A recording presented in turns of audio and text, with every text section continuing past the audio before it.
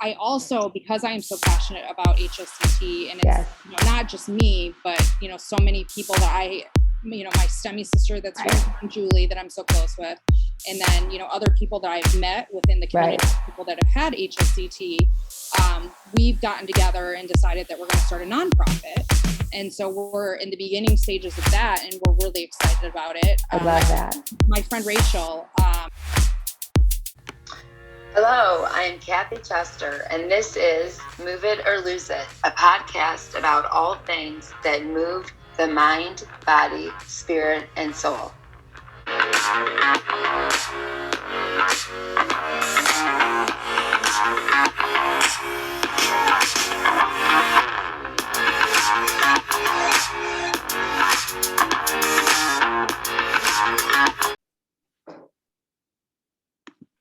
Well, hello, another day that we've got our podcast, Move It or Lose It.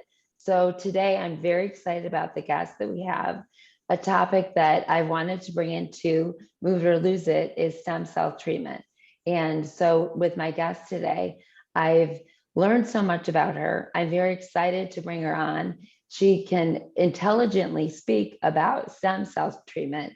For me, I relate to hearing someone talk about it and then being more confused after. So I really appreciated hearing Cassidy on different interviews, really discuss very clearly what this is. So with no further ado, I invited and I'm excited to introduce Cassidy Chapman. Welcome to Move It or Lose It podcast. Thank you, Kathy. I'm so excited to be here today. I love talking about HSCT as it's abbreviated. So yeah, I'm just excited to be here. Yeah, I think one of the favorite things that I was reading about you is, you got knocked down a lot. It was like, talk about like knocked down, get back up again. You never stopped. It was like boom, boom, but you just were back up. And yeah. I think that's something I really want listeners to hear, is that sometimes even when we have a strong personality and we think we can do it, when we get hit that many times and we've got that insecurity of a disease, it really affects us in our security, but you didn't let it. So tell me about your diagnosis. And I know your diagnosis it was probably years of feeling something's not right before you were actually diagnosed. I was in my first year of law school, and on a Friday in class, some friends had mentioned when I was answering questions that I sounded like I was drunk. And I said, guys, like, tonight's our night. Obviously I'm not drunk. I'm not out drinking by myself on a Thursday night. Like, Friday night's our go night after classes are over. Right.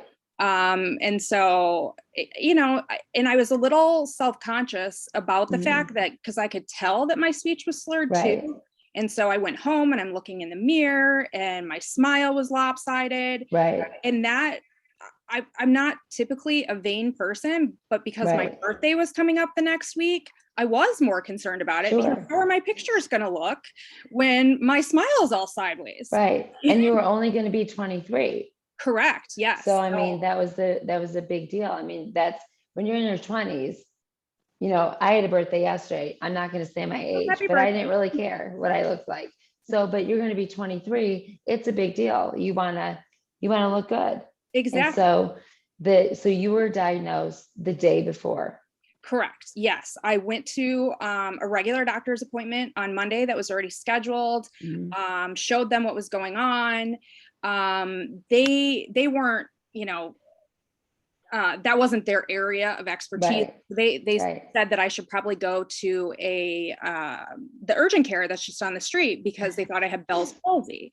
And I thought, okay, fine. So I went to the urgent care, and the urgent care doctor, started doing an exam on me, asked me to stick my tongue out, and my tongue stuck straight to the left. He jumped back like so far that he hit his head on the wall and said, "You need to immediately go to the emergency room. I think you're having a stroke." Oh, gosh. Yes. Which is a lot of times that I've heard of that happening. Exactly. They think you're having a stroke, and it's terrifying. It's like, where's the knowledge of this disease? Exactly. Right? Yeah. And that was back in 2004.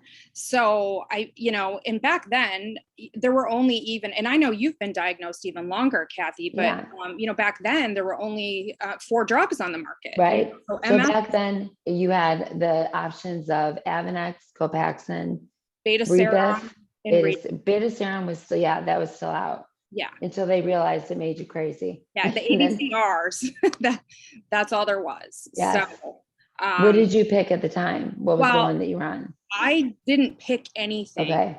I was told that I needed to be on Rebif because it was the newest and the strongest. And so I love that when they tell you just this is it. Yes. Yes. It's either that or it's the glossy pamphlets of what do you think? Well, when I always say this every time to my podcast listeners are probably like, she's saying it again, but I just never understand. How would we know? We are not neurologists. How would we know what is the best for us? And talk us through it. And that's how you know that you need potentially a better neurologist. If you don't have a neurologist that at least tells you like, this is what I think you need. And, and because I was so young, it was no question, of course, I'm going to go on the best that's out there. And so I did. Same. Yeah, same. I did exactly what they told me to do. Yeah. So then you were on that. So then you had relapse after relapse. So you're still in law school. You never stopped. So you just went right back in, which kudos to you. I don't know how you did that with brain fog, because that was one of my first symptoms too. So when I read that with you, I was like, I couldn't help my kids with their homework. Yeah. So I'm like, how did you go to law school?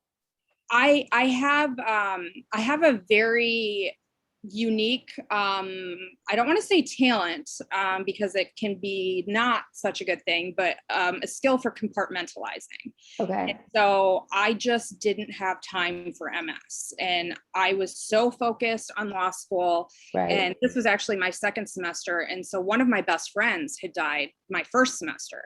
So my first year of law school already was a mess. And so it was just like, okay, just like I did with my friend's death, I'm compartmentalizing this and moving forward. Wow. That's what men do. So the fact that you can do that is really awesome. It's hard. It's hard. Right. Because we're like spaghetti noodles. Yeah. So I can go to one conversation and I can intertwine 50 of them. And my husband's looking at me, are we ever landing the plane? I'm like, oh yeah, I have the end. It's coming. It's all coming together. Yeah. So I love that you're able to do that, because that helps tremendously with goal setting and vision board and all of that. It definitely, that was, and my friends recognized that, immediately, because they, my law school friends, because they had been there with me through the death of my friend, where, after she died, the first day I was back in class, everybody wanted to give me a hug. Right. Don't touch me. I don't want to talk about this. I don't have time for this right now. I will deal with this later. And so that's the exact same thing that I did with MS. Okay. Is I just compartmentalized it. Yep, exactly. And said, I will deal with this when I have time, and I don't have time right now. Okay. So then how did that go for you? It was okay to finish that first year, because I didn't start Rebif until actually the end of the semester. And Rebif, remind people that have not been on it, Rebif was it 3 days? It was 3 times a week. Yes, correct. Yeah. So I was doing injections, then when I finally, I had to be taught how to do the injections, they send a nurse out and teach you. And so I was taught how to do them. And I just put it into my schedule as every Monday, Wednesday, Friday. And continued on. And, unfortunately, I did have a lot of bad side effects from that, but there wasn't anything else on the market. So I just had to struggle through those. I had regular flu-like symptoms, so on Tuesdays and Thursdays, I always tried to schedule just afternoon classes. Right. So I'd have a little bit of time, in the morning to kind of recover. And, and I'd even go to class, especially in the winter, I'd have like knee-high socks on with heating pads, those, I forget what they're called, that you can put onto your skin. I'd have these knee-high socks because I would get just such bad leg cramps. Yeah. Wow, you are a trooper. So you're in class with all this stuff on because you are focused on getting through. So no matter what happened, what came your way, you were just focused on getting through, and you finished on time. I did. Which is amazing. So then you're done with law school. You're still having relapses through this. Correct. So you're still relapsing. Now you've got socks with heating pads. And so now you graduated from law school. Yes. I still don't understand that, but I'm just very proud of you and amazed by you. Thank So you you. graduate from law school, and then what's the next step? Well, the next step is the summer after law school, you spend the entire summer studying for the bar. Right. And the way that I dealt with, studying for the bar and, having those symptoms was, and especially, the heat sensitivity, I did a lot of my studying actually in the pool. That's a great idea. Yeah. I lived in an apartment, and so I would just set the books up on the side of the pool, and then that way I could be in the pool and kind of moving my legs and, and I love that, down. Cassidy, because I did one on my own. I talked about heat sensitivity and just things you can do, because I noticed so many of patients that I train, they have no idea about how to cool themselves down. Yeah. And like, we can do so many things that they say we can't. You've got to have the right stuff. Yes. And, I have my Coltec cool towel, and I've got so many things that you can use, and getting in the water. If I'm at a beach, I'm going to jump in the water. Yeah. Like a lot. Yeah. Because I want to cool down. Yeah. Umbrellas, like you said, I've got to study. I'm not going to let the heat stop me. I'm going to get in the water and put my stuff out on the side and keep my body cool. Exactly. Which is a great advice. And I hope listeners understand that you can still study, do work, keep yourself cool. In the heat, get yourself in the pool. Well, and for me too, one of the very common things that's associated with MS is vitamin D deficiency. So for me, it's like I'm soaking in all this sunlight while I'm studying, and I'm moving. And so, I'm still doing everything within my means. So because it wasn't comfortable to be in the library. It wasn't comfortable to always be in my apartment. And so a lot of times it was just great that I had that pool to just go and lay the books out, get some sun and move around in coolness. So, So then you passed the bar. Then I got my first, actually my first job wasn't, I had no intention of actually practicing law. Oh, okay. So I got a certificate in employee benefits in law school. And so I got my quote unquote dream job in corporate America, doing in a retirement plan department of a bank. And so that's what I did for the first 10 months. And it was boring. I hated it. And so I ended up quitting and, ended up taking a little bit of time off then because it worked out because I was getting married anyhow. And so then what year was that? What year are we at now? So that was 2007 that I got married in July of 2007. And then I had my next job in August of 2007. And that's when I actually started practicing law.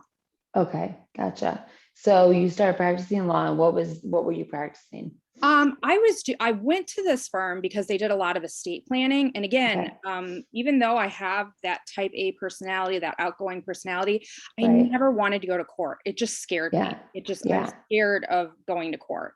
I was fortunate. I had a great mentor, and he saw that I had the ability to do that. And so he kind of guided me down that path.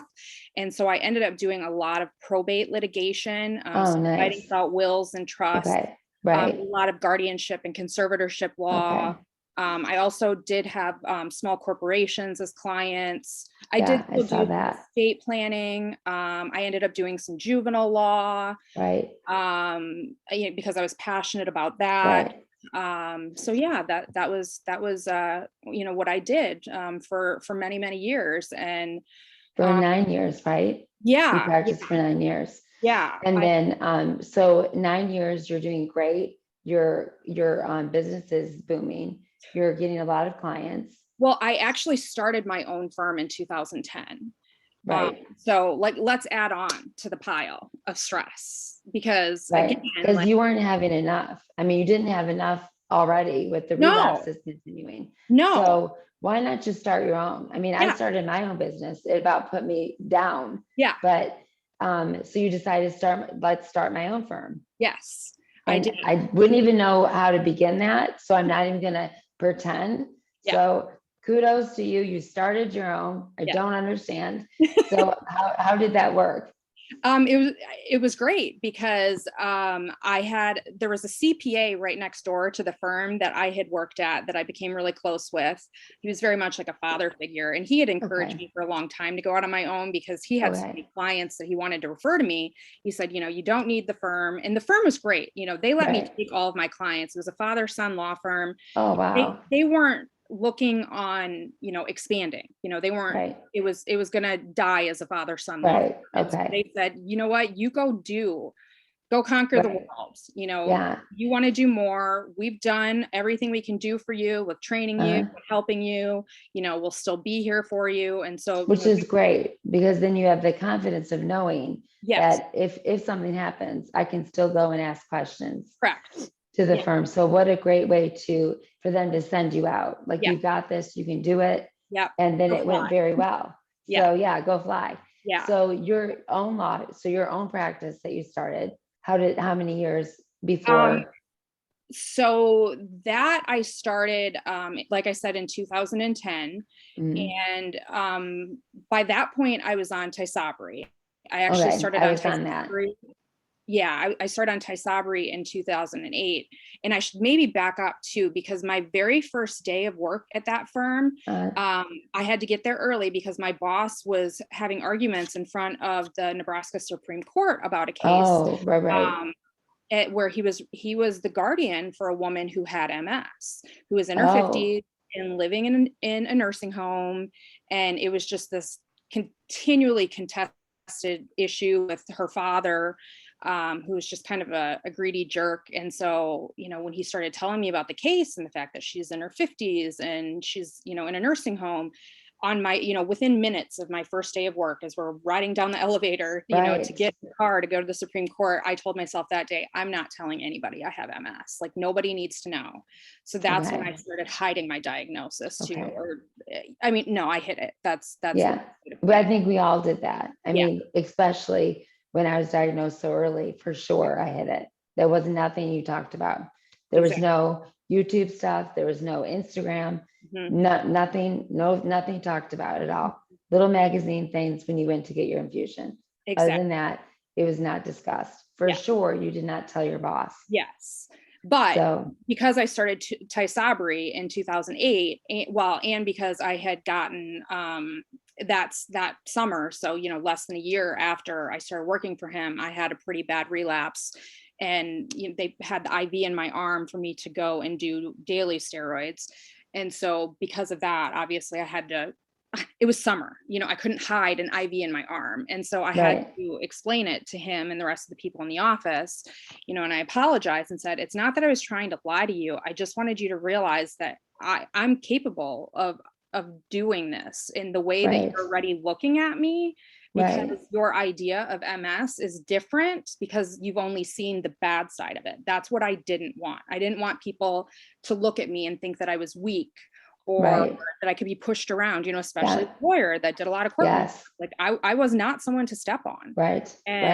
So that's why I hid it. And, I actually had a couple of judges that I was close with that were also women that I opened up to about, and one of them, the first one that I opened up to, said completely that she understood and agreed. And she advised me to continue hiding it. She said, nobody's business. It, like, people will use it against you. And I said, and that just confirmed to me that I still think at this day and age, when it's, we're in 21, and I still think as a business owner, I knew that when I told certain people, when I really came out in 2019 and started really advocating more, boy, oh boy, did I notice a shift in the way people looked at me, the way people talked with me, the way if I forgot something, they were like, it's okay. I know the MS is affecting you. And I'm like, you've known me for this many years. Now that I'm speaking out and advocating more,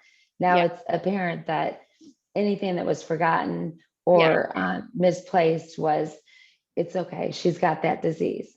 So it still drives me crazy, the not understanding what it is. Yeah. You know, how many times did people say, I'm so sorry about your muscular dystrophy? I still think it's crazy that this time that people in 2021, it still has to be something you really have to pray about, think about, am I going to share this? Exactly. Because people will look at you different. Yeah. Yeah. So you shared it, and with one of the judges, she understood. Yes. Any judges that gave you different? They didn't know. Okay. So that was the only judge. Yes. And so she had chronic health issues, and that's kind of why I opened up to her to begin with. Is she started having some chronic issues. And so, you know, we had a private moment, you know, after court one day. And so I just opened up to her and told her, and she said, you know, she respected me so much for how hard I worked and, you know, everything I was doing, and understood why I hid it, and continued, and told me to continue hiding it. Right. Okay. So then you're practicing. So now we're what year? So 9 years later. Yeah. So you're still practicing. And what happened? So 9 years later, at that point, my business had really grown very organically because I was such a hard worker. And I never listened to doctors' advice, which is the worst thing you can do, when they started telling me you need to rest more, you can't work these long work weeks, you can't be involved in all of these organizations, you know, you need rest. And I mean, the first time I was told to start taking naps daily was, I think, in 2008, maybe 2009. And I laughed. I said, are you kidding me? Me too. I was like, a nap? Like when? Yeah. I compromised when I started my own firm, and I got a couch in my office. So at least I could, you know, spread my legs out and just my laptop on my lap, or court reports and rest while I was still working. That was my compromise. And so I call it active recovery. Yeah. When I'm like, I'm just writing workout, I'm just writing emails. I'm actively recovering. Exactly. And I realize that I'm BSing myself and I'm not actually relaxing. But we do that. I think that when we have an autoimmune disease, MS or whatever it is, that the ones that are higher functioning, and the ones that are really driven, which I knew obviously in 2 seconds that you were driven. I think we have that same drive, like we're going to keep going. Yes. And it's the best part of us and the worst part of us. And it keeps us going. It keeps us from going, I think, into spaces that of high depression, because we're keep moving and we keep reinventing things. But at the same time, it causes us to, I think, have darker times of pseudo relapse or relapse, because learning the art of going slower is a tough lesson. Yeah. Balance is a tough one. Yeah. So you were still relapsing, and you were still on the Tysabri, or had you switched? I had to go off of the Tysabri in 2012. How was that going for you? It quit working. And, you know, I was just still relapsing so much. So I had to quit work. I had to go off of it. And so, so that was the end of 2012. And my doctor put me on Copaxone for a hot 2 minutes. Yeah. I mean, it just because, it was the JC virus risk that, you know, that had gone up for me. And so it just wasn't safe, in addition to it wasn't working anymore. And so he put me on Copaxone for 2 months. And then Tecfidera was coming out. And so I was immediately put on Tecfidera. Granted, that took a few months because it was released in April, but it took until June, I believe, for me to actually get the prescription, just, you know, because it was the first oral medication. Yep, I remember that for sure. So it was huge, you know. And so then I started on that. And again, it made me really sick. I mean, I had 3 solid months of not really being able to eat very much, having, like, I developed this terrible gag reflex. Even if I would just put a fork of food in my mouth, I would vomit. And so I mean, I think the longest I went without eating was 5 days. Wow. Yeah. But because of all the steroids, not that I'm saying that this is what I would recommend, but because of the steroids, I did have weight to lose, and I lost 20 pounds really quickly because I was still working away like a crazy person while I was just not eating. Yeah, exactly. But at that point, my firm had grown. I had an associate attorney, I had support staff, so I had other people there, and they all knew that I was sick, and they were all very supportive. So I was very lucky because I always had really, really supportive employees. That's awesome. I never really referred to them as employees. I mean, I'd always say my coworkers, and they're my coworkers. I just so happen to be the one signing their paychecks. Right. I love that. Yeah. Gives them ownership too. Yeah. I mean, they all brought special, unique talents that helped to create, absolutely, what the firm became. And so, no, I feel the same way with my business. Like, I love my trainers, and without them, I wouldn't be able to do what I do. I wouldn't be able to do the podcast. I wouldn't be able to do training with my autoimmune clients. So exactly. To me, they're my coworkers. Yes. And I respect and appreciate them deeply. So I know you feel the same. I do. So I knew a lot about Texadera, that it did a lot of that. So I know a lot of patients that it didn't go well. Same. So then you're like, got to be like thinking, I'm done. This is too many switches. I'm done.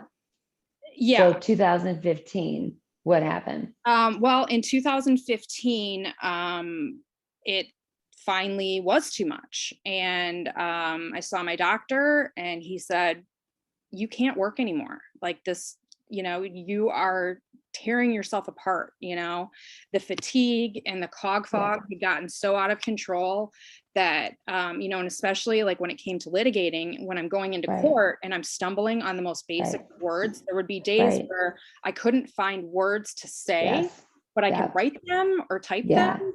And then I would have opposite days where I could say things, but I couldn't write or type. So it was, that part of the cog fog made it very difficult to function as an attorney. Sure. And the fatigue too. I mean, there were days on end where I couldn't get out of bed. And so I actually called in sick to court once, which you can't do. But because I had shown up over the years, clearly visibly ill, having relapses, nobody realized that they were relapses.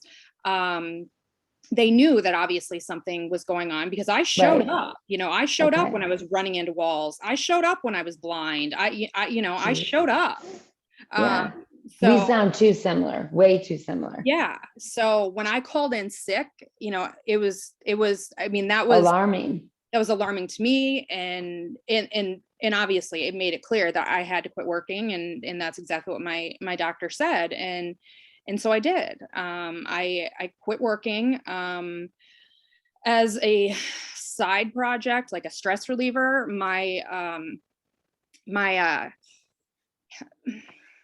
I don't know, just I guess as a stress reliever, I would research running away to a Caribbean island.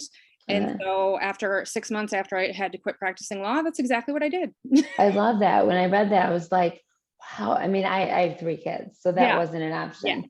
I can't imagine. I mean, they would have loved it, but I can't imagine pulling them out of school and saying, we're going to live in the Caribbean. Let's go. Yes.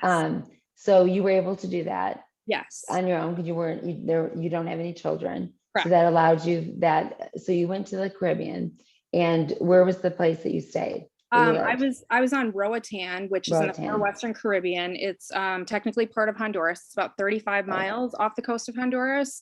It was a very cheap place to live. I was able to rent out rooms in my house because I did own a house. And I had a long-term roommate after the divorce that was, finished. She was 10 years younger than me. And I just moved into a temporary situation, and that's where I met her. And so when I bought my house, we never even really talked about it. It was just assumed that she was coming to live with me. And so every house, it was like, okay, this is your bedroom. This is my bedroom. Right. So she was still living in the house. And so she was kind enough to, help the people that were renting, the other empty bedrooms. Which is great. Yes, it was. So that helped with income. Yes. Because from what I read, once you were there, you were not, disability, you were not receiving it. Correct. I had to come back after 6 months because disability kept denying me, and my attorney said, you know, they think that you're healthy because you're living in the Caribbean. And I'm like, of course they do. They don't realize that actually there's just nothing else that I can do. And so they have no knowledge of what we have. No, So not at all. I've never met anyone yet, and I've not had to do this yet. They have not had to go to a lawyer, fight it without, they always deny you. Yeah. And at least it just seems, yes. Yeah. So I'm not looking forward to that. Yeah. Yeah. And so I was lucky. I was lucky enough to know that right away. I mean, I had talked to that lawyer actually, because we were acquainted because of my previous boss. They had gone to law school together. And so when I'd had one of my really bad relapses, I was still married, and my ex-husband and I went and talked to him about, you know, what happens when I become disabled. So, you know, as soon as my doctor pulled the plug, I called him and I said, let's get this ball rolling. And, you know, and so, yeah, I moved, had to come back, ended up going on. I stayed on the Tech Federa a little while longer. That quit working eventually, also. And so then I was put on Gilenya, and I had some bad side effects with the Gilenya. And so then I went off of Gilenya in November of 2018. And it was January of 2019, the very beginning of the year. I was on a Panama Canal cruise, a 14-day Panama Canal cruise, with one of my friends that I had met in Roatan, that was back in the States as well. And on day 2, the left side of my face, from my cheek up and then all the way around the back of my head, went numb. And so I knew I was having another relapse. And did it have anything to do? How did you feel on the cruise with like the vertigo and stuff? Were you okay with that? You know, it's funny because I always felt more balanced on cruise ships. You know, like I don't know. And maybe it's because of the vertigo issues, because that was one of my worst relapses. You know, with vertigo back in late 2011 into 2012. And so I had it very bad, and it was, I didn't know that it was MS yet. So it was just, I had been diagnosed with rheumatoid. And I'm like, rheumatoid doesn't do this to you. And I still, you know, like you, I just destroyed the vacuum and the walls. So I was just vacuuming and trying to do everything normal. And everybody would get home and be like, what happened? And I was like, I vacuumed. I was like, just rest. And so you had that relapse, you got the vertigo, so you're trying to get this figured out, but you're feeling super dizzy. You're on this cruise with your friend, you're freaking her out completely. Well, I tried not to. I mean, I got a couple drinks into her first. I got a couple martinis into her before I told her, but she's very much like a surrogate mother to me. Her name's Lauren. And so she, you know, and she's from New York, you know, so she's got that hard personality, and she's like, forget it. We're getting off at the next stop in Mexico, and we're going home. And I said, absolutely not, because all they're going to do is pump me full of steroids. There's no rush to do that. We're going to finish this cruise. I still have plenty of time to rest. You know, there's plenty of days where you're at sea. It was nice because I did rest enough on the sea days that I was able to still get off the ship at every one of our destinations in Mexico, and or ports of call, I guess they call it, in Mexico, in Central America, and South America. And, you know, so I did enjoy the rest of the cruise. And then I got back and called my doctor right away on Monday morning and told him what was going on. He immediately ordered steroids for me to start that day. Yes. And I scheduled an MRI for the next day, and then I was going to see him on the third day. And, you know, and obviously, like, I was off the Gilenya at that point, and so there were only 2 options left for medications for me. But I had also found out about HSCT in 2014 before I got really sick. It turns out that one of the judges, not one that I practiced in front of, but one that I was familiar with, his wife has MS and had HSCT. Actually, she had the bone marrow stem cell transplant. So it's not the way that they're doing it now. except for it's the same chemo drugs that are being used in the current studies in the United States. She had that in Seattle in January of 2010. And so her and I had been talking about HSCT since 2014 when, I tracked her down and met her. And she was very nice and very smart, because she wasn't pushing me to do it. She knew that I needed to wait until it was my time. And so, then flash forward 4.5 years later, that January, I called her as soon as I was, going to start those steroids, and told her, and she showed up at my steroid infusion. And I said, I think it's time. Like, I'm ready. I'm really ready, because, by that point, then I'm walking with a cane. Right. So, she got on the phone right away with, and it wasn't like you didn't try 20,000 DMTs. Yeah, 5 of them. So I failed 5 of them. So yeah, I failed 5 of them over less than 15 years. So it was a lot. And so she got on the phone with Seattle, because at that time only Seattle, Denver, and Chicago, Northwestern, were doing the studies. And Seattle wasn't accepting any patients, but Chicago was. And so then her contact at Seattle gave us the direct number for the Chicago, for the Northwestern clinic.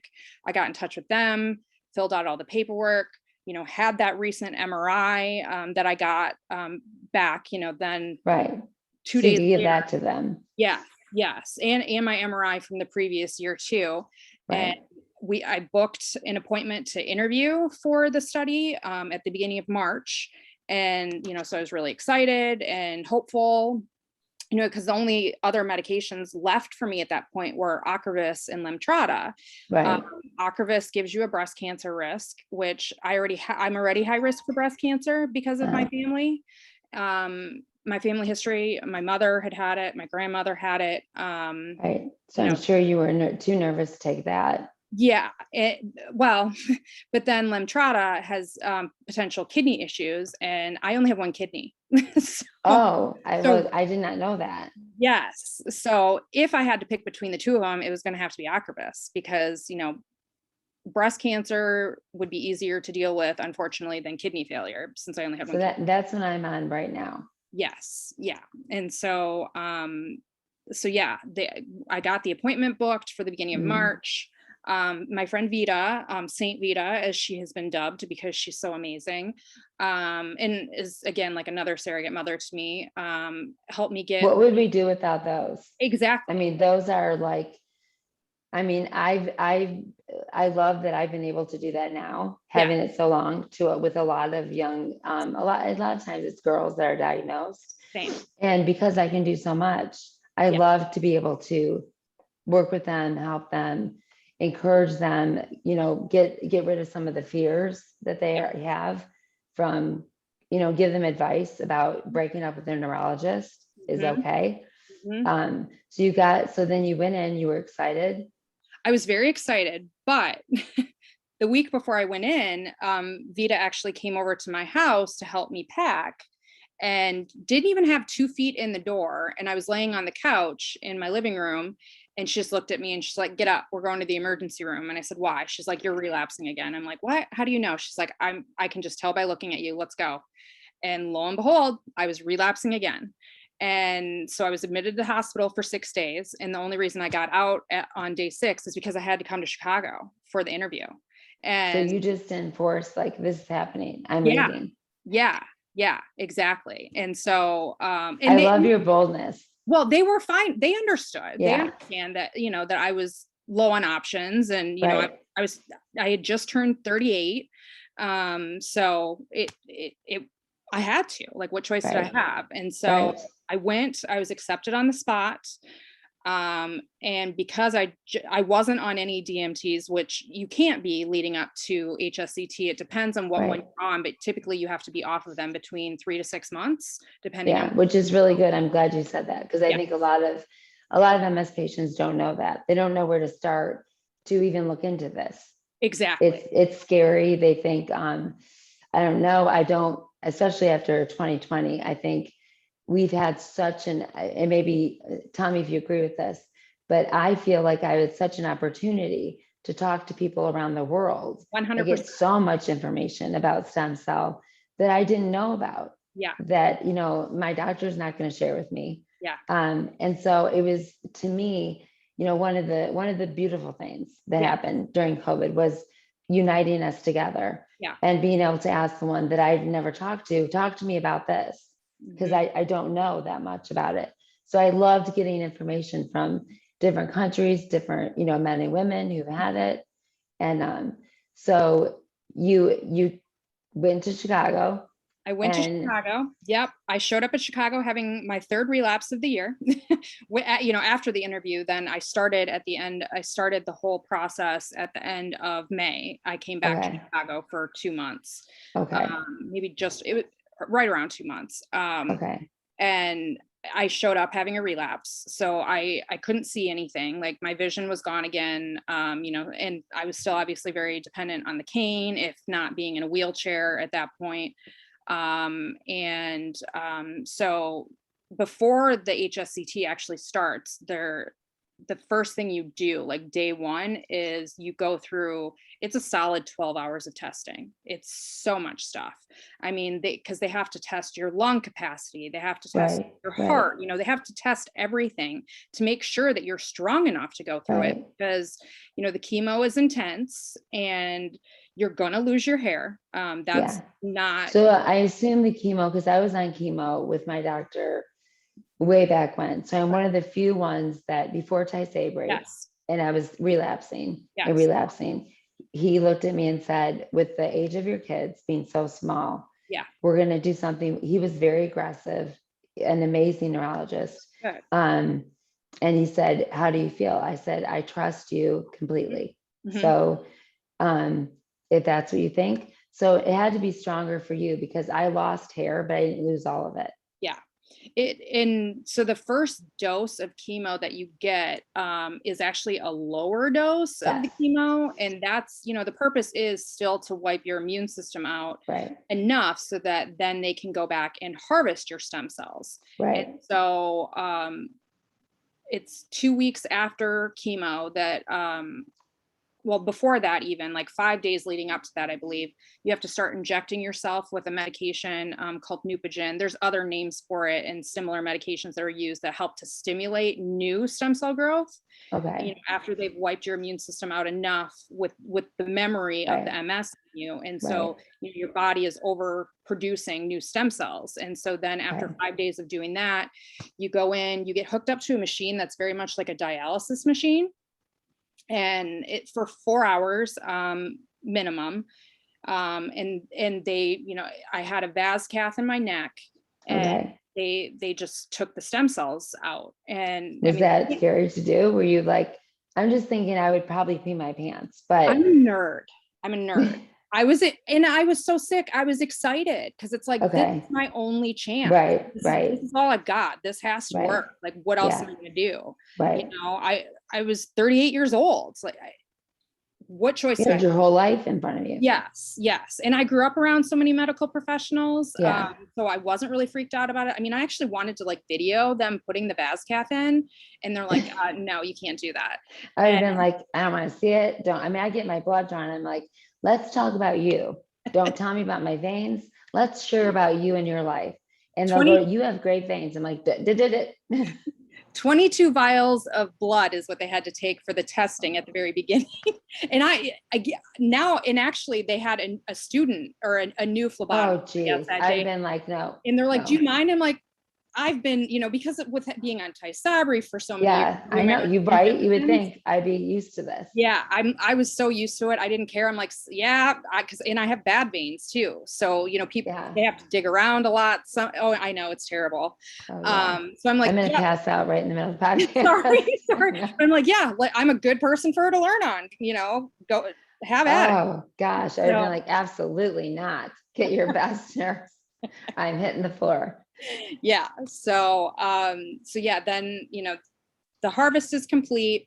They let you rest for, it was approximately 10 days. I think actually it was a little bit more. I think it was like about 2 weeks of resting after that. And you know, and so I did, I went back, I stayed in an extended stay hotel right by Northwestern that was recommended by Northwestern. And they were great. So I stayed there, and I had continual caretakers too, because of my friend Vita having gone through this years prior. She helped me set up a list of caretakers and said, for your mental health and for their mental health, it's better to not have anybody for longer than 7 days at a time, because it's a lot for everybody. And so that's what we did. And it ended up being, a cycle of family and friends that were coming and helping and taking care of me. My best friend from childhood was there right when my hair was going to start falling out, and she just so happens to be a hairstylist, so she shaved my head for me. So I had as much fun with this as I possibly could, because who else got their hair shaved with you? It was just me. Well, actually, I think that one of my friends from my first year of law school, she shaved her head for me. She lives in Ohio, so she wasn't with me, but nobody else did it with me. But we videoed the whole thing, and we're laughing and having fun, and it was a good time. So, what else are you gonna do? So I'm gonna stop you for a minute because I want to finish. We're gonna do part 2. Okay, sorry. So I told you to talk. No, good. It's all good. So let me stop it. Okay. And we didn't even delve into the paleo in 2013. I apologize. So I just want to make sure I have no clients. So Lance will edit this. He'll be thrilled that I'm doing this again. So I never tell him what it's going to be. So he's going to, hey, Lance,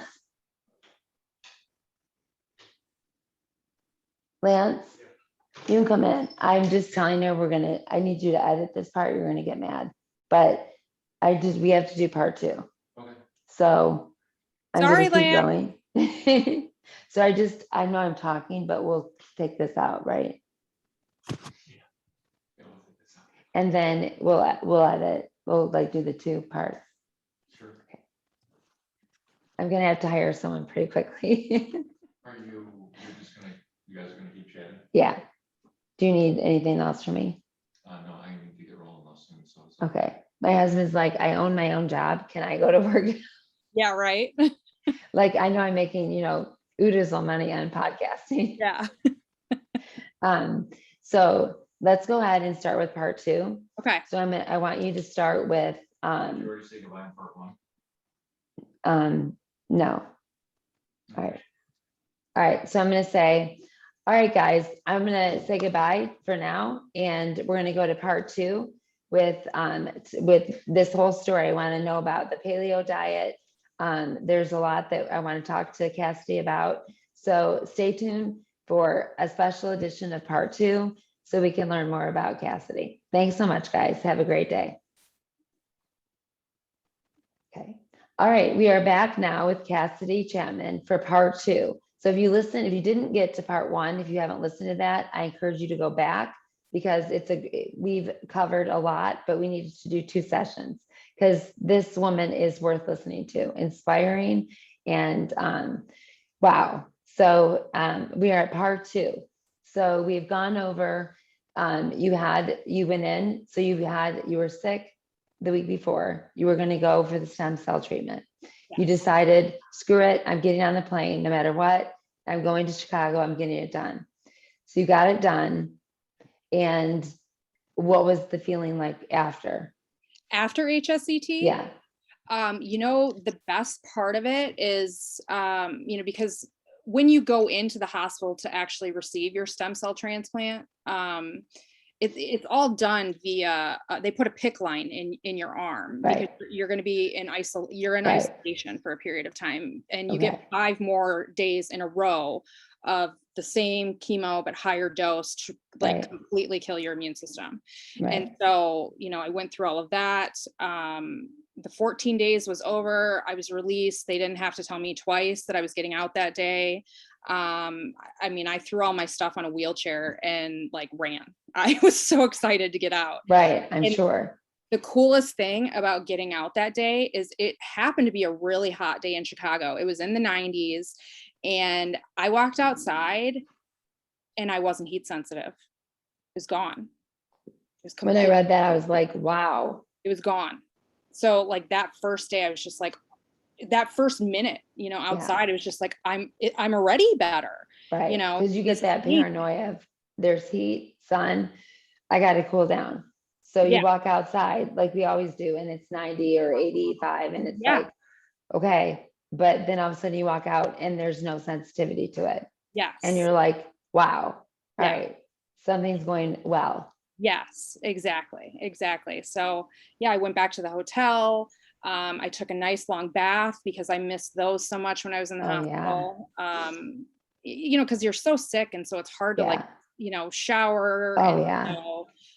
It was just nice to take a hot bath to kind of like feel refreshed. And then I actually walked around that day. I walked a lot, which was my lungs were a little compromised during HSCT and for a while after. And so I wasn't able to walk long distances. So it was every 2 blocks or so I was having to sit down, but I still kept walking because it just felt so good to finally be outside. I mean, it was just amazing to be outside on a hot day and not be heat sensitive. I was ecstatic. Yes. So now did that increase for you? You're walking, but were you able to go further once? Yeah. And actually it was after the first round of chemo that I quit using the cane. I didn't need the cane anymore, and my vision came back. So all of that, that improved immediately after that. I'm like, I would love that. I would love to see out of this high again. Yeah. And so that, those were immediate improvements. And that's one thing that people need to know about HSCT is it doesn't guarantee that anything is going to improve. There is absolutely no guarantee. What it is it's an 85% chance of being in permanent remission for 5 years. So, which is a higher percentage than any of the DMTs can provide. None of them are that high. So I mean, it's a procedure and it's a lot, and it's taxing on your body, but for people like me and a lot of other people, what choice do you have? Exactly. Your body's already been extremely taxed. Exactly. So it's something that I've learned so much about, and I've had a lot of patients and clients that are doing very well. And so now that's 2015, you get it. So we fast forward. It was 2019. Yes. Okay. So 2019, very recent. Yes. So now we're in 2021. How are you feeling now? I feel amazing. So it is technically a 2-year recovery. So my STEMI birthday, as we call it, is July 15th. And so my second STEMI birthday, a lot of us will have big parties. And so I had a huge party, a weekend long shindig, invited, all of those people that helped support me, that were here physically for me, or, that couldn't be here, but wanted to be here. And rented a suite at the same hotel that I stayed at. And so, we stayed there and, just did a lot of fun stuff all weekend and had a blast. And quite honestly, it was the best weekend of my life. That's awesome. Because I went into HSCT with my EDSS being explain what that is, good for people that don't know. Sorry. Yeah, that's the extended disability scaling system, I think is what the abbreviation is. And so, 0 being no disability and 9 being death. And so I was a 3.5 because of the symptoms that I had. I was walking with a cane and had to use a wheelchair, but I could walk unassisted for short periods of time. So that's part of the reason that I was at that point. So as of June of this year, I'm down to a 1. Wow. And the only reason that I'm still a 1 is because of the fatigue, which has been medicated since law school. I had to start taking medication for the fatigue. So that's been medicated since law school. But that medication quit working, which is part of the reason I had to go on disability, is because it didn't work anymore. So now it works again. Now, I mean, here I am, I took my medication this morning and I'm up and I'm functional and I don't look like death, I look like a normal human being again. You look great. Thank you. So that is, so you would say after you had, you did the stem cell, you were then able to take treatments that you weren't able to take before that just didn't work. So like you're saying, like treatments that, medications and stuff like that, you were able to take them and then all of a sudden you're seeing, my body's now reacting to this. My body is now saying it's working. So what medications did you go on from there? So I was on Adderall for a while. Okay. And that, I mean, you build up a tolerance to that kind of stuff. And so I had built up, and and since I had been on stuff since, I want to say approximately 2005, so very early on. It's been a long time. So I had run a lot of stuff that you probably needed adjusted bounced and around. taken. Yeah, exactly. So it's like I'd be on one thing and then build up tolerance. And so then maybe I'd go back to a different thing and move around. And so now I'm taking Provigil again, which works very well for me too. Yeah. So I'm probably going to go back to that because I've done the Adderall thing and, now it's like, okay, now the next thing. Yeah, you get it. Yeah. Your body just builds up a tolerance and so you try something else. And so, that I still take Adderall every day. But it's gotten me to this point now, 2 years later, where I'm starting to work again. I'm starting my second company. I'm not going back. I learned my lesson. I'm not going back to practicing law because I know I know that I can't control myself, that I cannot control how I overwork myself with that because I'm such a perfectionist. And so instead doing legal coaching and writing and consulting. I love that. So explain that. So instead of you went back into, so now you're doing your coaching. So you're helping young people that after they're done with law school or before? Even before I started my own company, I already was mentoring. And it was actually one of my former. Of course you were. Why would you not be? Yeah. And so it was one of my former law clerks, Courtney, who's still one of my closest friends, that said a while ago, because she calls me regularly, to ask for help or just, some guidance because I was her mentor. She clerked for me in law school and, I would take her to court with me so she could kind of see. And so, she really, now she's a litigator. Now she does family law. And even though I don't do family law, she still sometimes needs to bounce ideas around. And and since we're still good friends, I'm always able to do that. So I do. But then I also signed up at my old law school here in Chicago to mentor a law student. And so I'm doing that as well. And they're paying you for that? I don't get paid for that. No, you don't get paid for that. I don't get paid for that. But it was Courtney that said, you do all of this stuff anyhow.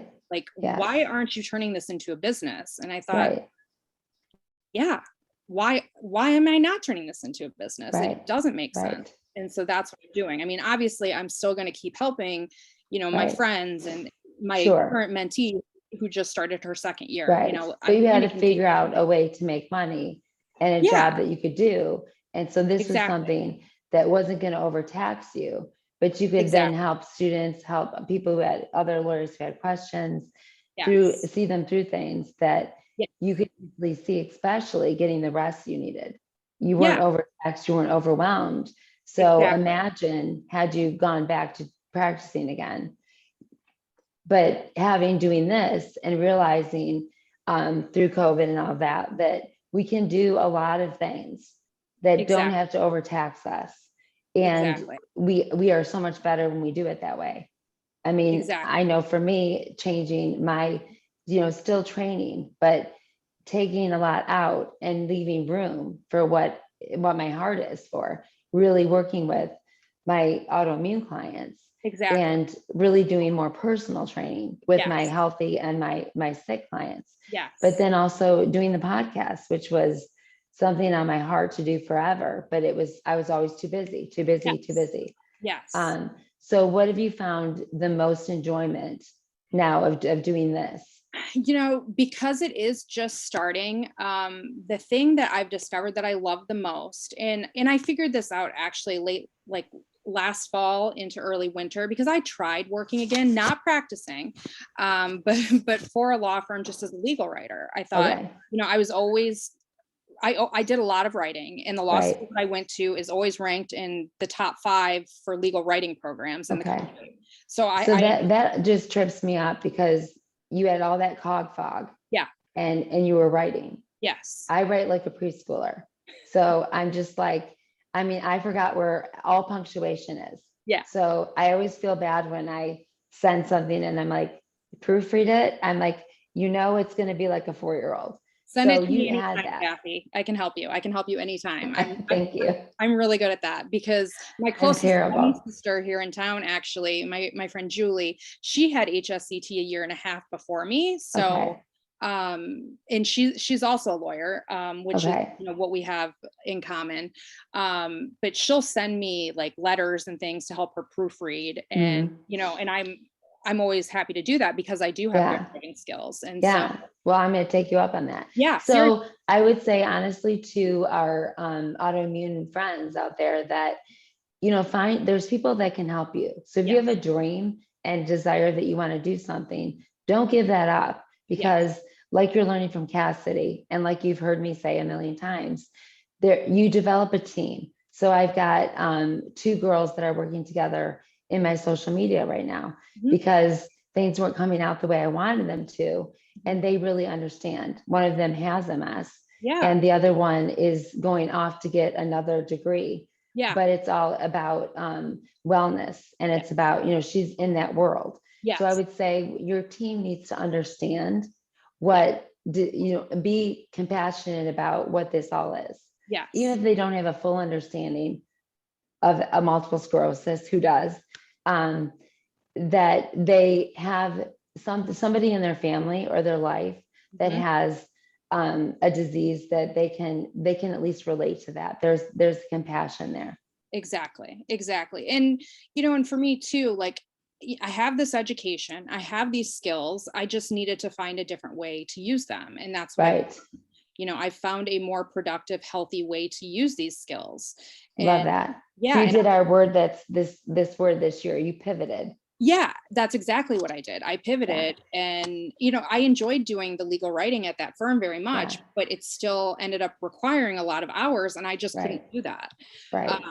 And they were great to me. And, I left on good terms. I said, is there any way that, I can work less? Can we cut this back to the 35-hour work week that I was promised? And it just wasn't possible. Right. So, I had to leave. And so I thought, well, I still love doing this. I'm good at this. Right now, I'm currently spending a significant amount of time renewing my law licenses in Nebraska and Iowa, because I was licensed in both of those states, but disability retired both of those years ago, because when you become disabled with MS, you think there's no going back. Right. For sure. Well, there is going back. Yes. Amen. And be inspired by this. Listen to this. You're going to hear it and see it. Yeah. So be inspired. There's having a relapse, having the door shut is not a forever. It doesn't have to bring you down. It doesn't. You have to look into other places. And that's why you had your friend. Yes. You have to have that person that's going to encourage you. For me, it's my husband. We're going to keep going. We're going to keep fighting, looking for other ways. Yes. And have that person, find that person. It may be in a group. It may feel superficial, but it may be an Instagram friend. I am, again, not encouraging you to look for answers on Instagram. Agreed. But I'm saying those friends that I've made during all of this feel like I'm going to, as soon as all this is cleared, like we're for sure meeting. I'm going to several places. Exactly. And and as bad as COVID has been for so many people, it has been a blessing in disguise for a lot of people like me. Yes. Where, it is just so acceptable to be able to work from home now. And I don't have to rent an office. I can do everything from home, or if I want to travel, I can do what I'm doing from wherever I'm at. And so that works out great. And, so I can't even imagine doing anything else at this point, really, when I just have such good flexibility. I mean, so would your advice to a newly diagnosed, okay, they've already gone through the grief of it. They've accepted it. But what would you say you were very driven. Yes. So what advice would you give to them about a career that they dreamt of, or something that may have to change a little bit, but how do they hold on to that dream without giving up? I think you have to look at your individual circumstances, what sort of support that you have, personally, like if it's family, friends, whatever it may be, you have to really reassess, like, are you comfortable with the doctors that you have? Right, You have a neurologist that's going to give you the care and listen to your voice and understand what you need and what you're trying to do. Right. And from there, just figure it out. And you said, have fun with it. So understand exactly. that you may be standing there discussing something and you may pee your pants for no apparent reason. Yeah. It's a mess. So we don't know what's gonna happen at any time. I would say, if you're gonna get up in front of a crowd, don't wear white, don't wear light color, wear black, just in case. But it's learning to, I would say, like learning to find humor in some of the stuff that we have. Oh, and I mean, I peed my pants one day when I was still practicing. And I called my paralegal and I'm like, because I was driving back from somewhere. And I said, I just peed my pants. I don't know how to go home because I've got a meeting. Can you meet me in the bathroom? She's like, sure, no problem. And so I went in and she's a mom of 4. Right. So I went in, met in the bathroom. I took my pants off and she was like scrubbing them in the sink. Oh, and then just handed them back across, and I always kind of had some spare clothes at the office. And so I just tied a cardigan. Yeah, I just tied a cardigan around my waist. My butt was wet and went through my day, You can't, that's exactly right. You can't let something like that happens ruin your day. I mean, I was with my running group and I had light blue shorts on. Yeah. I had no sensation of that I had to urinate. Yeah. All of a sudden my light blue shorts were completely soaked. There was no hiding it. Yeah. So if you don't learn to have fun in situations like that, say, oops, I'm going home now, my run's done, or I'm going to keep running and knowing that I peed. Yeah. You've got to be able to find that sense of humor. And that comes, I think, with time. It does. That definitely takes time. It's not funny at first. It's hard at first. And that's fair. Like, you're allowed devastating to be devastated and frustrated and grieve. But humor really is a good coping skill to get through all of this. And, for me as a lawyer, and the reason I was able to hide this for so long as a lawyer, especially, when I had the really bad vertigo relapse in 2011 into 2012, I was running into walls in court, in front of people, and people would joke and say, oh, look at Cassidy, she must be drunk again. Well, it's socially acceptable to be a drunk when you're a lawyer. Like, sure, I'll go with that. Like, whatever you guys say. I would always say, I don't know. I think I have an inner ear infection. Yeah. Because I was like, that's what I was told the very first time. So I just went with that. Yeah. After that, I'm like, it's just, I keep getting these Yeah. as I'm running into things. But you have to figure out, like, how am I going to go with this? Am I going to giggle with it? Or am I going to try to explain something that they won't understand anyway? Exactly. Yep, exactly. I mean, it's, because it does end up being, I can look back on those stories and laugh. And even like the struggles that I had with HSCT, with different side effects from the chemo and the other medications and stuff, I can go back and laugh at that. And I knew at the time, like, this is hard, this is miserable. I just want to be done. I'm over this, screw this. This is just not worth it. But, here I am 2 years later and I'm so much better. But also a big part of me being as well as I am now, that I took advantage over the last 2 years and still am taking advantage of, you have to stay in shape, and I did all the physical therapy. I was walking regularly. I eat healthy. I eat paleo diet. Now talk about that. What is paleo diet for those who don't, because we're given all these ideas, right? Mediterranean, we get all these walls. So there's so many that we can choose from. Follow Matt Emery, no cheat days. There's so many things that we can follow. I still want a glass of Pinot Noir at night. And I don't want somebody to tell me I can't. You can have that. I know. So that's why that tends to be more of where I fall. Yeah. Because if I don't have my glass of Pinot Noir, it doesn't look good I mean, it's just not nice for everybody. It's just mommy's happy with that. I understand. Yes. So tell me about exactly what people that don't understand, which I think everyone knows what this is now. But It's tell me what become trendy. Yeah. Yes. Yeah. So what can and cannot? What are your do's and don'ts? Okay. Well, so I'm just going to clarify quickly that the reason that I started doing paleo, and it was exactly 8 years ago this month, I was accepted into another study at the University of Iowa, which is where I actually went to undergrad. And Dr. Terry Walls, and I know a lot of people with MS have heard of her. Yes. It was one of her studies that I was accepted. Okay. That's awesome. Yeah. And so I mean, it did help me so much. Yeah. I did feel so much better. So for the most part, I've continued. Now, my MS was really bad and I was having relapses, and, I'm a single woman living alone. Obviously it's hard to do the grocery shopping. Right. And, and so when I was really sick, I mean, it was pizza and whatever would deliver to me, because I couldn't do any of that. I mean, it was way too much. So did you, were you able to now use like Shipt and stuff like that? I don't know what it's called where you are, but have groceries. Okay. Yeah. Well, and now I'm so well, actually, that, I mean, for the last 2 weeks in a row, which is pretty good for me, I've been able to do some really solid meal prepping, to make sure that I'm not having to eat out at all. Right. And I found, I love Trader Joe's. Trader Joe's is really good for having, because they have things in the freezer section that are paleo friendly. So like one of my, so if you don't know that, Trader Joe's has a lot in the freezer. Really is one of my favorites. I love their kale gnocchi. Yes.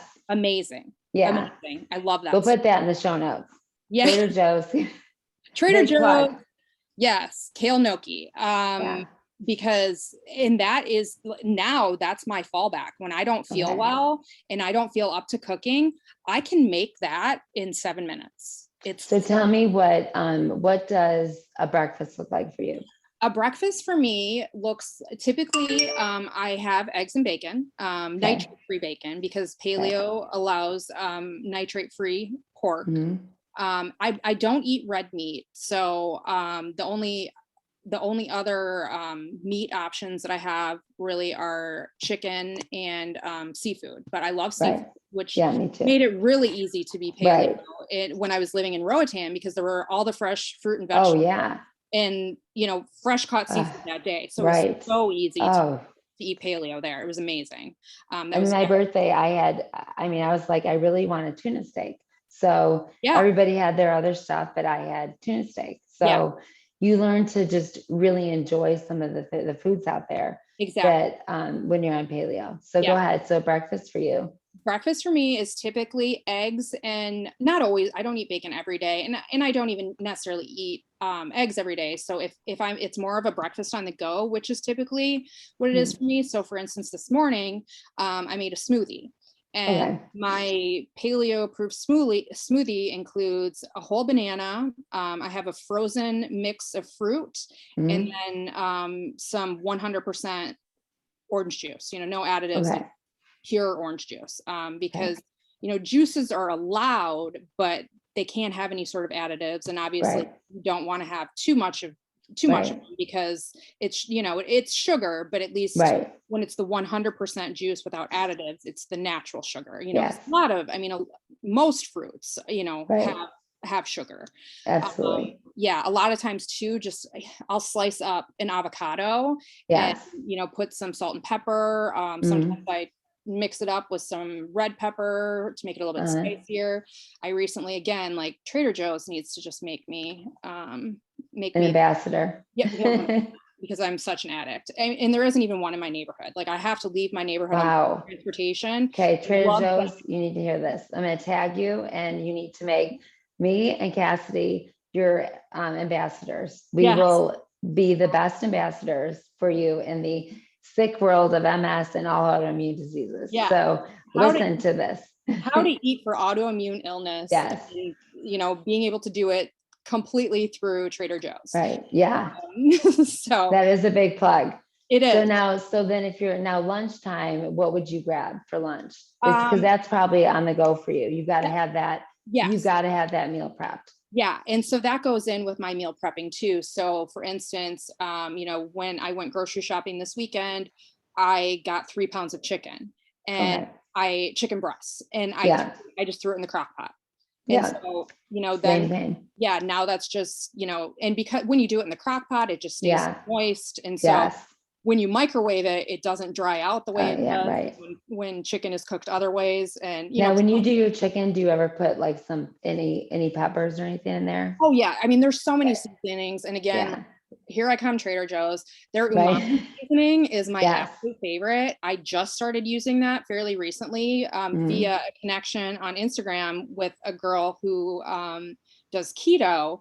And she had mentioned this seasoning, I believe. Her name's Kristen. And I went out and got it less than a month ago, and my bottle's already like half gone. Say the seasoning again. It's umami. So it's like it's a whole bunch of crushed mushrooms, like different kinds of mushrooms. So it's like an earthier seasoning, but it also has some red pepper in it. Oh yeah. I've put it on everything. I can't think of a whole thing that I haven't put it on. I mean, I've put it on. I put it on the kale. I put it on my vegetables. I put it on chicken. I'm using it on everything right now because I'm so. I love that. It's so good. So lunch and dinner, so pretty much the same. So then how do you keep it from getting boring? What are some of the things that you do to keep it from being just blah? Yeah. Well, you can change up the flavors when it comes, like for me with the, and sorry that I'm like looking at my kitchen because no, you're good. It's like, what do I see? It's like, I see bananas, I see, because I live in a studio apartment. So I can see things very easily. So, there's just so many varieties in vegetables. So, when I meal prep, I'll get such a variety of vegetables. I'll usually roast a bunch of them, and then I pan fry some other ones, and then just having those on hand, you can add them to other dishes. And then so you're adding, some other kind of sauce or seasoning, whatever meat or whatever else you want to add to it, just having it ready to go. Yeah, for sure. And even just, because the roasted vegetables, quite frankly, like I'll just warm those up in the microwave and eat them again. Do you do roasted beets? I love roasted beets. Yeah, it's really good. I would say for those people who are starting this and are like, I want to start this, I want to do something, like for you, steroids, you put on a lot of weight, you were on a lot of steroids. Yeah. We now know the damages, my jaw is damaged from the steroids, my teeth. Yeah. My body, diagnosed. Yes. Back in the day when that was everything they gave you, every time you had a relapse, it was 5 days, 5-day course. The damage that did to our bodies later on. So I would say that when you're deciding about paleo or what you're going to do, really think about the variety, and you taste the vegetables.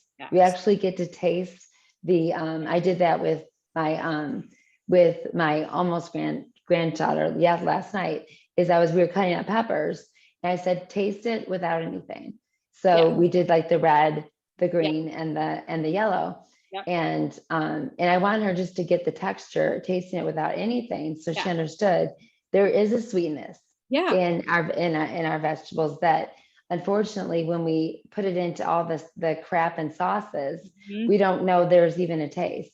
Exactly. And I don't think that my kids understood the taste of carrots just on their own. So I was like, no, I want you to eat it on its own. Yeah. And organic, I would always say, because I feel like the regular carrots taste like bleach. I don't like that. So I would suggest getting, organic things. Look that up. Some things you don't need to do. Yeah. I think like things with avocado that have a skin already on them. Yeah. I don't think that's necessary, but you don't have to spend a ton of money. I think people get nervous that if you do the paleo diet, you're going to go broke. No. And and I'm a prime example because, I've been able to continue doing paleo on disability.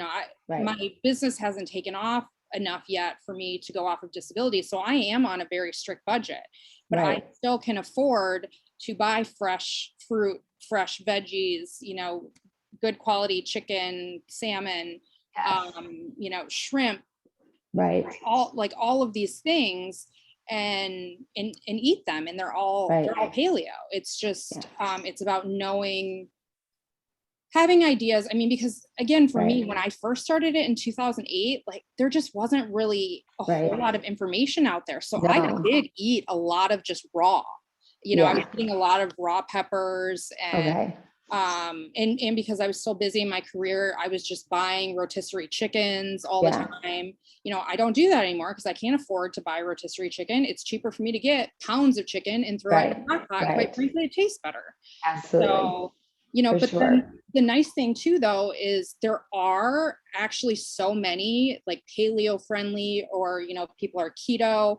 I mean, so many recipes out there. Recipes that you can look into. Yeah. Those would be good Instagram things to look on for Instagram, not for your diagnosis, not for what doctor.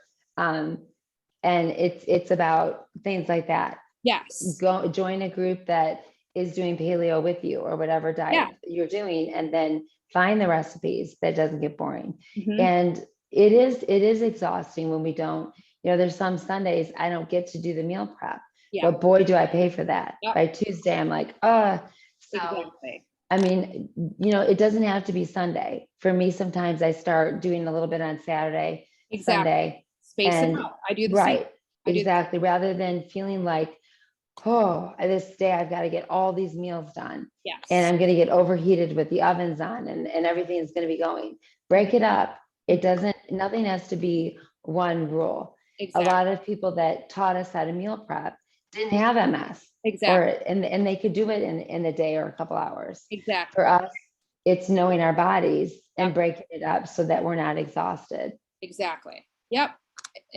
It makes such a difference. And, you know, my fridge is so stocked in the freezer, you know, plus, you know, the weekly shopping with the fresh stuff, you know, that I'm good probably right now for well over a week. That's awesome. You know, So, I mean, it makes such a difference. I feel so much better. And when I did the study, back in 2013, my first MRI and I was on Tecfidera at that time, but my first MRI after the study, my doctor said that 2 of my lesions were actually shrinking. Really? Yes. And so that to me, you know, that to me was like, okay, this is making a difference. So, I think it's the understanding, like the movement that our body needs to move. Yeah. We were told for years, just rest, be in bed. I mean, to think that it took to 2020, the MS Society to put that out there. Yes. Now it's like, then again, Instagram. I mean, the fraud things that I've seen when I'm trying to help patients with movement and work with them, and they're already coming at me with frustration. Obviously, I understand why. Yeah. They've been duped by these people who don't even have MS or are just, you know, doing different things that really brings money to them, but they're not concerned about what the patient needs. Exactly. And I saw so much of that. And so it was really, you know, drove me to go ahead and start this on my own, that I know how to do this. I've certified in this. I can help you. I don't need to be under a big name.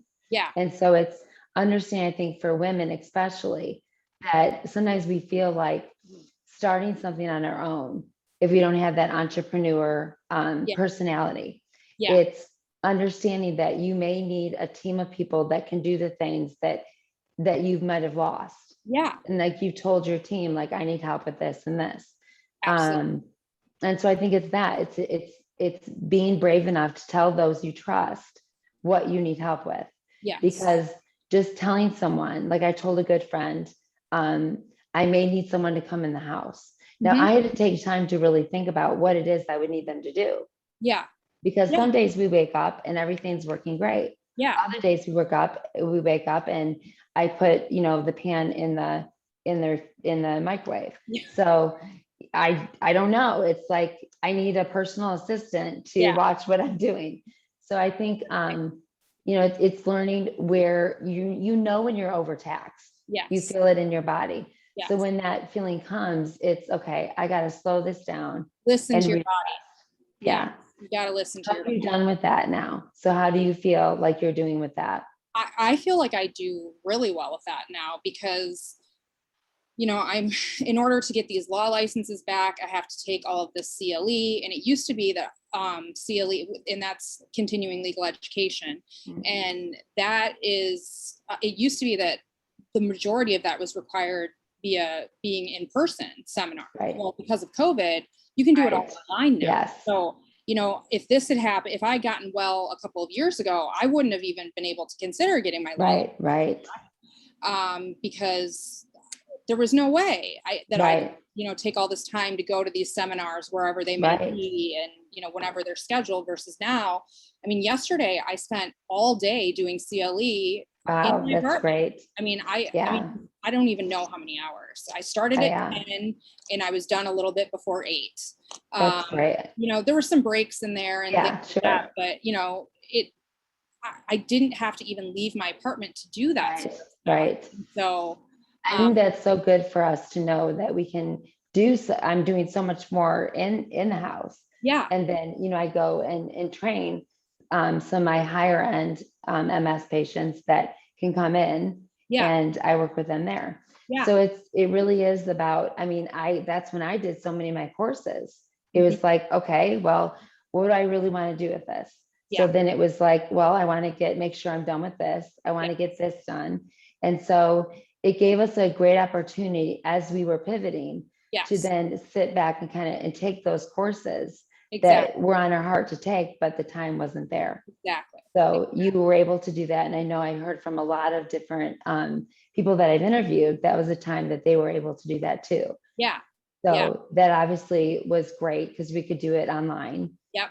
And so you got that, you're done with that now? I'm still working on that. So Okay. I don't have my law licenses back yet. But I can still do the legal writing, which, like I said, I was already doing for a firm here in Chicago last fall and winter. So I'm still doing the legal writing. I've published in the past. I have some ideas on some more articles that I would like, legal based articles that I will probably write. I also, because I am so passionate about HSCT, and it's not just me, but so many people that my STEMI sister that's here in town, Julie, that I'm so close with, and then other people that I've met within the community, people that have had HSCT, we've gotten together and decided that we're going to start a nonprofit. And so we're in the beginning stages of that, and we're really excited about it. I love that. My friend Rachel, who we met on one of the Facebook HSCT pages back in 2019. I think it was like right when I was getting HSCT. I want to like either while I was getting HSCT or right after, because I know she got it within 6 months of me. She ended up having to go to Mexico, but there are 2 clinics in Mexico that do it. And so I know patients that have had to do that as well. So there are 2 that are reputable. Yeah, there are 2 that are reputable. There's a clinic in Russia that's very reputable. My doctor at Northwestern isn't doing it anymore at Northwestern. He actually is on sabbatical, which I've talked to his nurse since then. It doesn't sound like it's much of a sabbatical because he has a new website that's, educating people about HSCT. It's called stemcelljourney.com, and it actually is a stemcelljourney.com. Okay.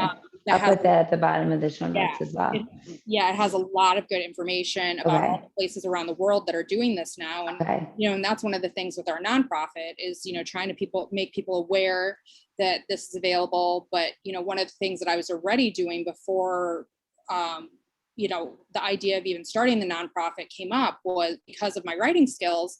I'm helping people write their GoFundMe pages. That's great. And, because I am a good writer.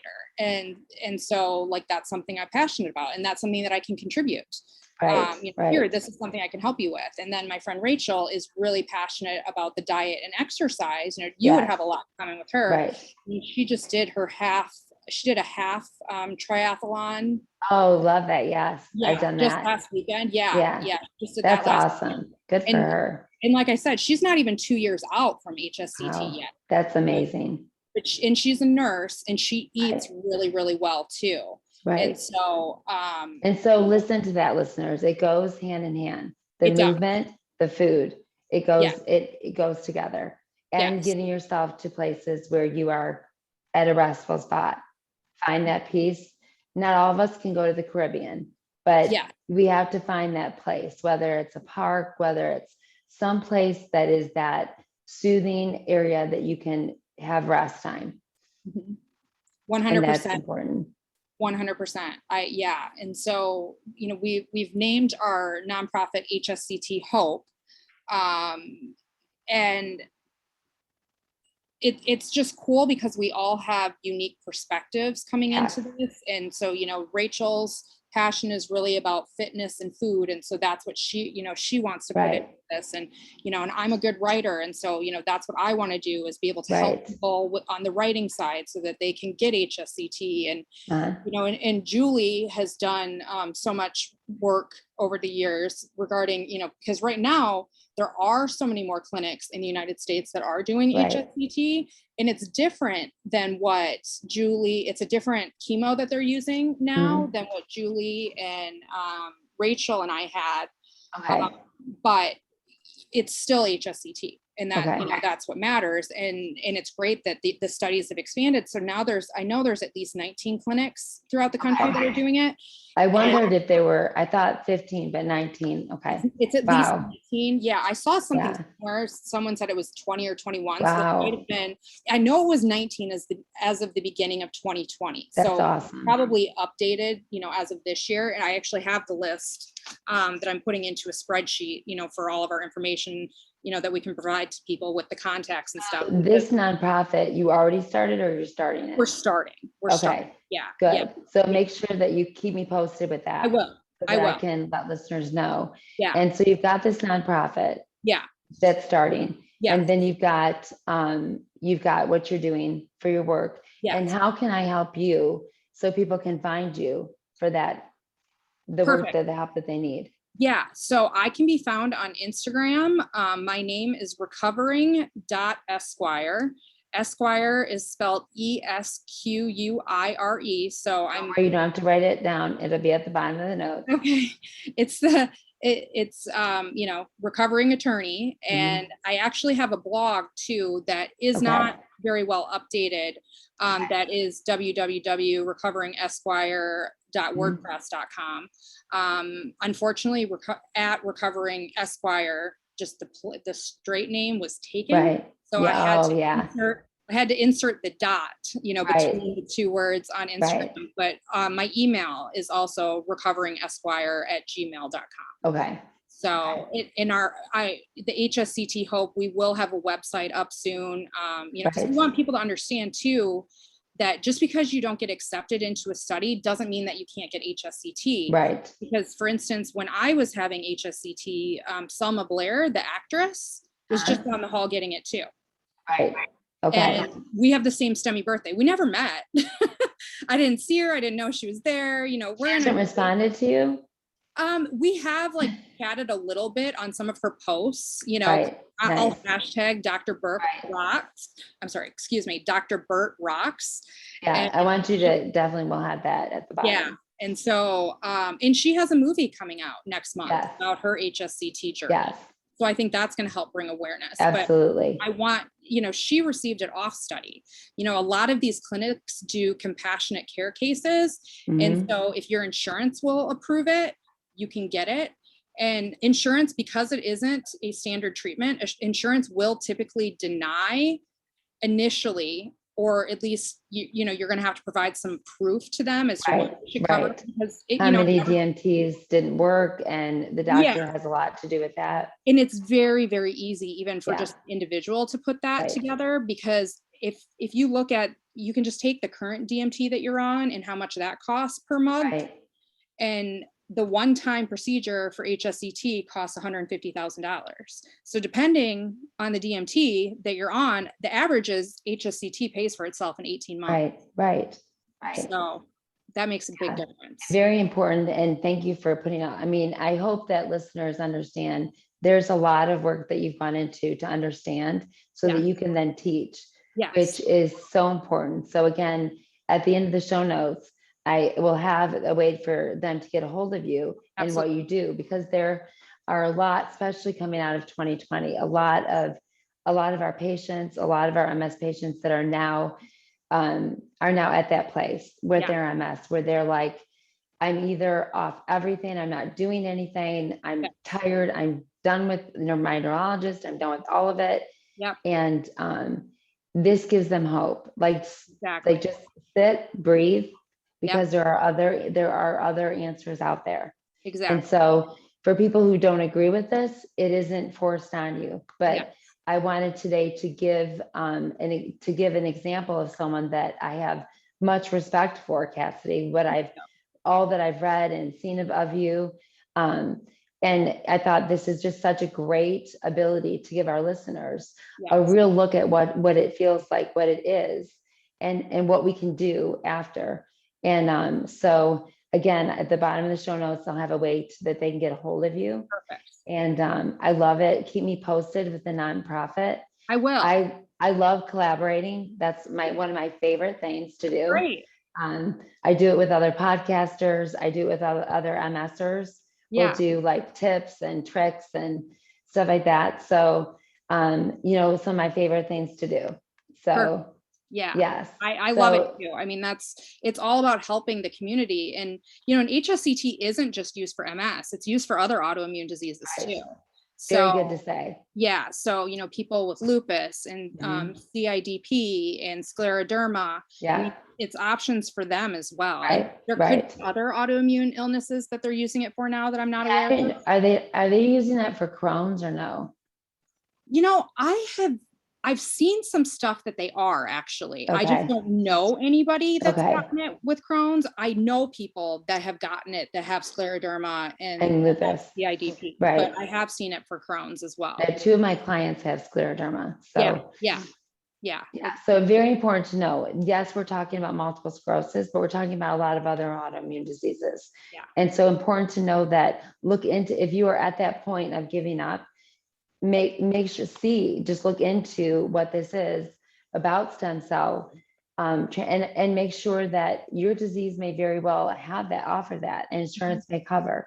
So it is work on our part. We do need to work to advocate for ourselves. Sometimes it's easier for us to advocate for others. But we have to advocate for ourselves and understand the options we have. 100%. So, which obviously is a lot that you can look to Cassidy for some help if you're confused about it. So again, Cassidy, I just thank you so much for doing part 1 and 2.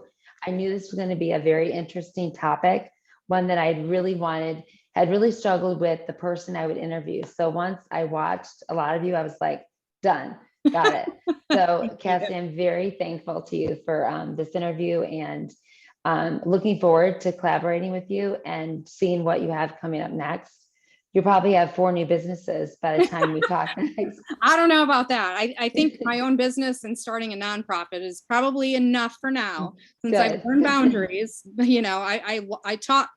It took me becoming disabled to learn that, I needed to listen to my doctors and slow down. And so unfortunately it does for a lot of us, especially ones that are high energy. It's like you have to slow down a bit. Yes, exactly. Yeah. Well, thank you so much, Cassidy, for all of your time. I can't wait to talk to you again. And all of the information to get a hold of you will be on the bottom of the show notes. And so you will listen to us, but you also will have an ability soon to see this interview on Instagram or on YouTube as well. So like we always say, we came to disrupt your idea of what you cannot do and what you can do. So we're disrupting that, and we're in this together. We want you to understand that there are good people out there, and I plan on continuing to interview those people that can help us in our autoimmune diseases. So again, thank you. Have a great day, guys. Talk to you later.